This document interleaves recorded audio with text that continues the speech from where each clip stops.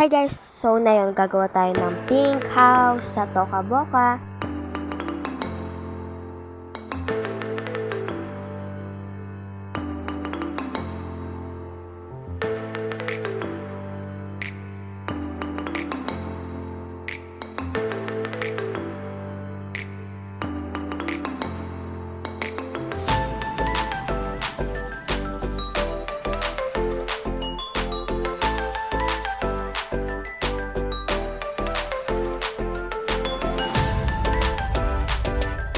So, naglalagay na ako ng bed.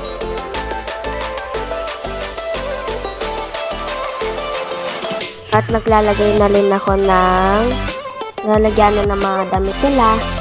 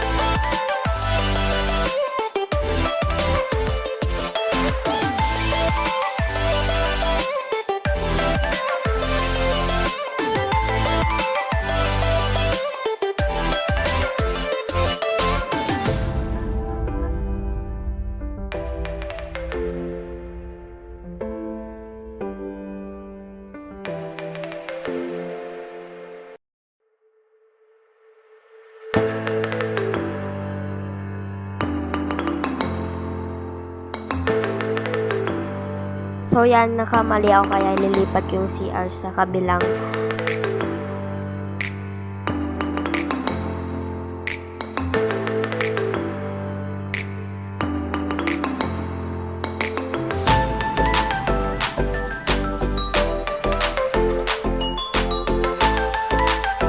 at sa kabila lalagay ko yung lutuan.